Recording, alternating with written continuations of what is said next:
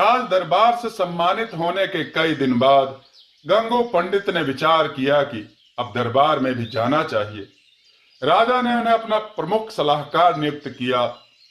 यद्यपि राजा ने प्रसन्न होकर उन्हें यह छूट दे दी थी कि गंगू पंडित जितने दिन चाहें अपने घर रहें और जब चाहें दरबार में आ जाएं, परंतु साथ ही यह भी कहा था कि राज की आवश्यकता पड़ने पर उन्हें अवश्य उपस्थित होना पड़ेगा।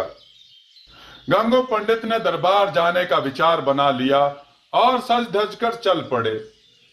उन्हें इतनी प्रसिद्धि तो मिल चुकी थी कि मार्ग में जो भी मिलता वही उन्हें सम्मान देता। सबसे मिलते हुए गंगू पंडित राजमहल पहुंचे। राजमहल के फाटक पर द्वारपाल खड़ा था। आइए पंडित जी, आपने तो सारी मिथिला में धूम मचा दी है। सब मां काली का आशीर्वाद है भाई, दरबार जा रहे हैं। हाँ भाई, महाराज के दर्शन करने की इच्छा है। अच्छी बात है, पर पंडित जी हमारी भी इच्छा सुन लेते। सुनाओ। बात यह है कि मैं यहाँ 24 घंटे पहरेदारी करता हूँ। मुश्किल बात है, फिर भी करता हूँ। मेरा कुनबा इतना बड़ा है कि वेतन से गुजारा नहीं हो पाता। इसके लिए मैं आप जैसे सज्जनों का आश्रय लेता हूँ। मैं जानता हूँ कि आप दरबार से लौटेंगे तो कुछ ना कुछ पुरस्कार लेकर ही लौटेंगे। अंदर जाने से पूर्व आप वायदा करें कि जो भी पुरस्कार मिले उसमें से कुछ भाग आप मुझे भी देंगे। भाई, यह तो दरबार में जाने की घूस हुई। पंडित जी मुस्कुराए। जो भी आप समझे, मेरा कुनबा बहुत बड़ा है। तो राजा साहब से कहकर वेतन बढ़वाओ। महाराज बहुत दयालु हैं। वह अपने कर्मचारी का कष्ट सुनकर जरूर द्रवित होंगे। उसकी क्या आवश्यकता है प्रभु? मेरा काम तो दरबारियों से चल रहा है। तो अपने पुरस्कार का एक भाग खुशी खुशी दे जाते हैं, और जो तुम्हारा हिस्सा ना दे तब क्या करते हो? हालांकि ऐसा कभी हुआ नहीं है। हमारे दरबार में ऐसा कोई भी कंजूस नहीं जो इस गरीब की सहायता ना करे। फिर भी ऐसा कोई अवसर आया तो मैं भी द्वारपाल हूं। ढेर सारे हथकंडे जानता हूं। बात तो तुम्हारी ठीक है भाई, फिर तो तुमसे बनाकर रखनी पड़ेगी। तुम्हें नाराज करने का अर्थ है अपना अहित करना। पंडित जी ने कहा, आप तो समझदार हैं। मैं साधारण द्वारपाल भले हूं, पर मेरे भी कुछ औकात है महाराज के यहाँ। और भाई, घूसखोर तो वैसे भी फंदेबाज होते हैं, आप जानते ही हैं। द्वारपाल हंसा। ठीक है, मुझे यदि दरबार में पुरस्कार मिलता है तो आज का सारा पुरस्कार मैं तुम्हें दूंगा। मैं वचन देता हूं। जाइए अब। दरबार में इस समय मगध का एक पंडित बैठा है, उससे शास्त्रार्थ कीजिए और ढेर सारा इनाम पाइए। पंडित जी दरबार में पहुंचे तो सारे दरबारी हर्ष से खड़े हो गए। पंडित जी आ गए, पंडित जी आ गए। मिथिला नरेश भी हर्षित होकर सिंहासन से उठ खड़े हुए। पंडित जी ने महाराज का अभिवादन किया। आओ पंडित जी, उचित समय पर आए हो।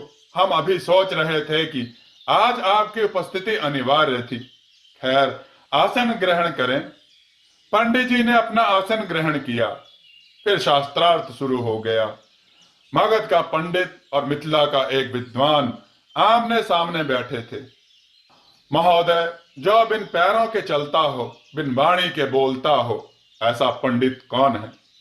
मगध के पंडित ने प्रश्न किया तो मिथिला का पंडित सोच में पड़ गया।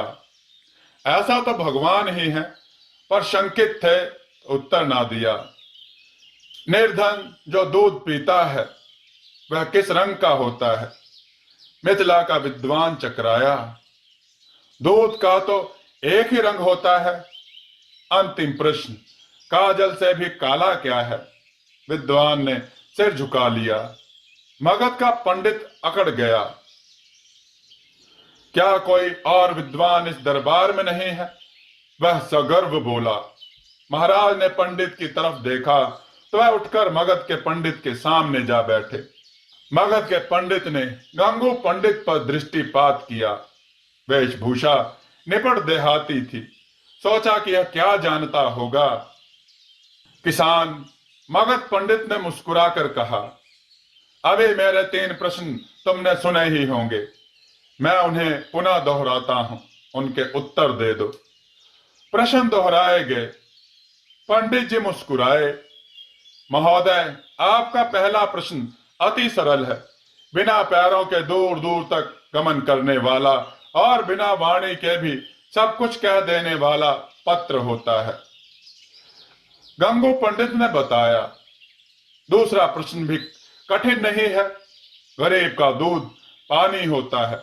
संसार में कितने ही गरीब हैं जो पानी पीकर भी पहलवानों को पटक देते हैं।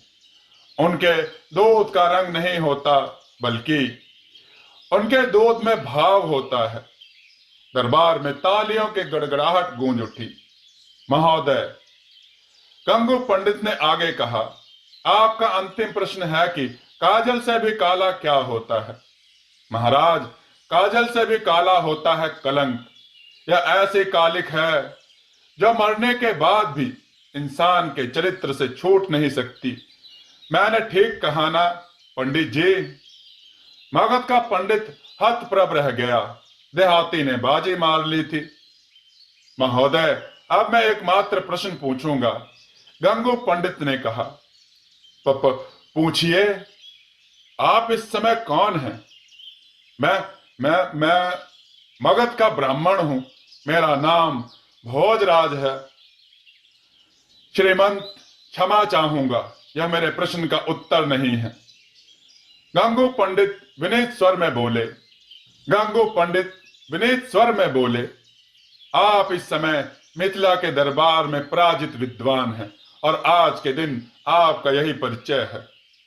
पंडित को मानना पड़ा कि देहाती उचित ही कह रहा था। वाह वाह वाह गंगू पंडित, वाह! मिथिला नरेश ने कहा, तुम विद्वानों के विद्वान हो। समय का जैसा विश्लेषण तुम करते हो वह किसी परम विद्वान द्वारा ही संभव है। हम बहुत प्रसन्न हुए।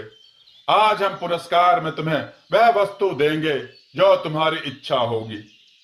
आज भले ही मिथिला का सिंहासन मांग लो, हमें जरा भी संकोच नहीं होगा।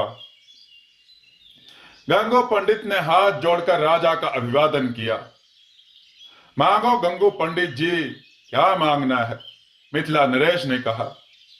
महाराज, आपकी दया के अतिरिक्त और क्या मांगूं? आपने मुझे इतना सम्मान दिया है कि मैं धन्य हो गया। गंगू पंडित बोले। सम्मान व्यक्ति को उसकी योग्यता और उसका उचित प्रदर्शन दिलाता है। आप विद्वान हैं और निश्चित ही सम्मान के योग्य हैं। पुरस्कार तो सम्मान का निमित्त है, साधन है, अतः आप हमें यह अवसर प्रदान करें। महाराज, आज मैं पुरस्कार में एक विचित्र चीज मांगना चाहता हूं। निश्चिंत होकर मांगो। हम वचन देते हैं कि यदि वह विचित्र चीज मिथिला राज्य के किसी भी कोने में है तो हम वह चीज आपको देंगे। ठीक है महाराज, मैं आज पुरस्कार में 100 कौड़े चाहता हूं। सारा दरबार भौचक्का रह गया। पंडित जी, यह कैसा पुरस्कार मांग बैठे? राजा हैरानी से बोला। मैंने कहा था कि मैं आज विचित्र चीज मांगने जा रहा हूं, अतः अपने वचन के अनुसार मुझे यह पुरस्कार दे महाराज। महाराज ने विवशता से गर्दन हिलाई और दंड नायक को आदेश दिया कि गंगू पंडित को 100 कौड़े लगाए। सारा दरबार गंगू पंडित के इस विचित्र कौतुक पर हतप्रभ था। क्या मूर्खता दिखाई पंडित ने। दंड नायक अपना कोड़ा लेकर गंगू पंडित के समीप आ गया। महाराज, कृपा करके राजमहल के फाटक पर खड़े द्वारपाल को बुलाया जाए, क्योंकि मैं उसे वचन देकर आया हूं कि दरबार में आज जो भी पुरस्कार मुझे प्राप्त होगा वह सारा मैं उसे दूंगा। आज मेरे द्वारा प्राप्त 100 कौड़ों के पुरस्कार का वही अधिकारी है, मेरे पुरस्कार में साझेदार है। हम समझे नहीं गंगू पंडित जी? महाराज ने पूछा। महाराज, किसी भी राज्य की उन्नति को निष्कंटक और सुचारू रखने में राज्य के सुरक्षा कर्मियों का योगदान अधिक होता है। यदि सुरक्षा तंत्र भ्रष्ट हो जाता है तो प्रगति प्रभावित होती है। हमारे राजमहल का प्रहरी इसे मार्ग का राही है। वह प्रत्येक दरबारी को भय दिखाकर दरबार में प्राप्त पुरस्कार का कुछ हिस्सा ले लेता है। गंगू पंडित ने बताया। महाराज क्रोध से भर उठे। क्या यह सत्य है? राजा ने दरबारियों से पूछा। कई दरबारियों के सिर सहमति में हिले। उस द्वारपाल को तत्काल दरबार में बुलाया जाए। महाराज ने आदेश दिया। महाराज, मैं चाहता हूं कि पहले मेरे वचन के अनुसार मेरे पुरस्कार को उसे दे दिया जाए। एक प्रकार से उसका दंड भी होगा। तब तक द्वारपाल भी दरबार में आ गया। आओ प्रहरी, आज गंगू पंडित ने मगध के विद्वान को शास्त्रार्थ में पराजित करके जो पुरस्कार पाया है वह तुम्हारा है। आओ अपना पुरस्कार प्राप्त करो। द्वारपाल थर थर कांप उठा। उसने कातर दृष्टि से पंडित जी को देखा। भाई, इस प्रकार क्या देखते हो? आज पुरस्कार में मुझे 100 कोड़े मिले हैं। वचन के अनुसार सारा पुरस्कार तुम्हारा है। गंगू पंडित बोले। द्वारपाल दौड़कर गंगू पंडित के पैरों में गिर पड़ा। क्षमा पंडित जी, क्षमा। मैं मूर्ख बोल गया था कि मैं किससे पंगा ले रहा हूं। भविष्य में मैं कभी ऐसा अपराध ना करूंगा।